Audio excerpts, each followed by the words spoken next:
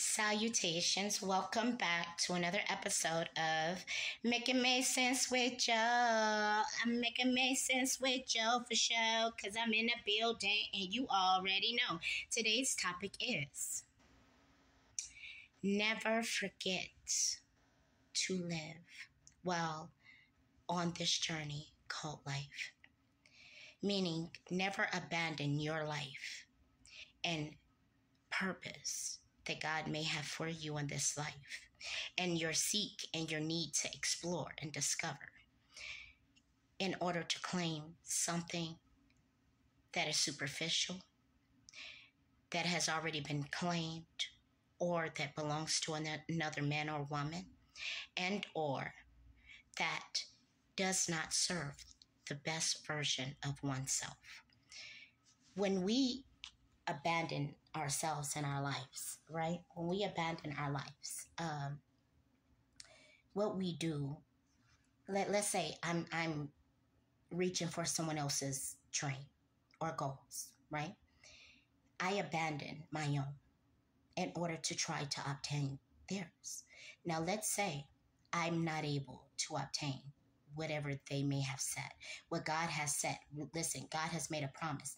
God has made an omission that what I have for man, one man, no man in the world can take or put asunder.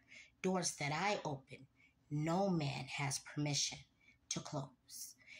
Things, the gifts that I have surrendered onto one man or a blessing, no man can take.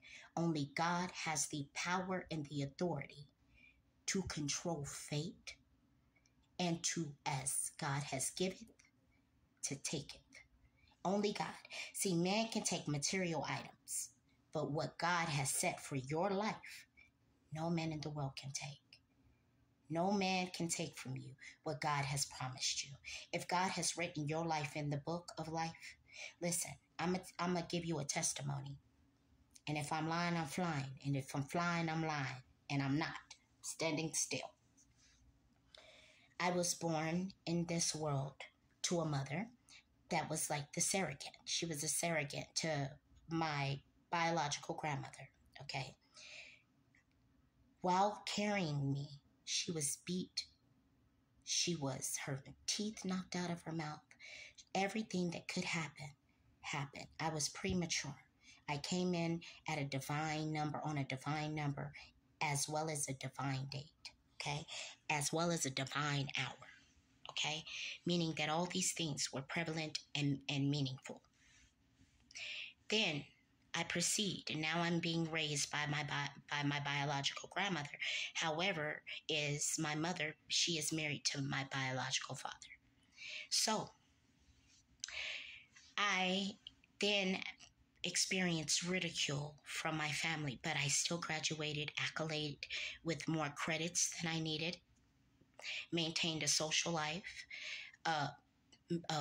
employment while I was in high school, was again awarded by the mayor and commissioner of the state and the city that I'm in, and for my academic progress. And I've been a private business owner of a home healthcare company.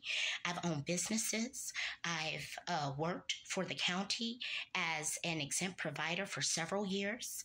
I've been a teacher for different public schools, and was part of their after school program, and rewarded for a program that's for the gifted children. But I had over 50 something children in my program, 3 or 4 staff that I had to maintain, and was rewarded for a program that I created to implement structure in the after school program. So I say this to say this.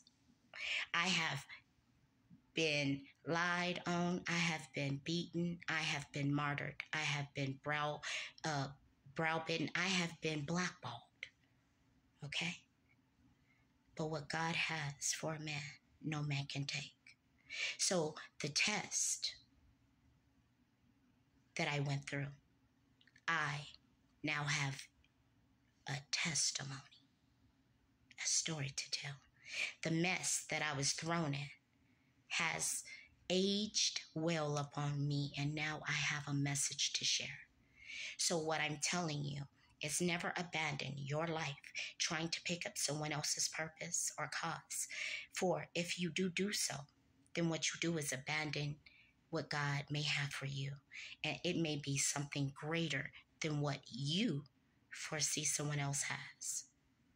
That's why God says, do not covet your neighbor's wife, ox, home, or any of these things. For if you covet, you leave no space for you to dream of your own, for you to envision your own, for you to ask for your own. Because once again, I must remind you, my God is not in lack. My God is a plentiful God, and simply you ask and God supplies. So there's no need to be out here fighting for one life right when God has given us all the right to live. So hopefully I made it make sense and it helps somewhere. Otherwise, if you have a different POV, feel free to share it. Goodbye, good riddance, says the good Lord. Remember, I speak and not preach. Goodbye.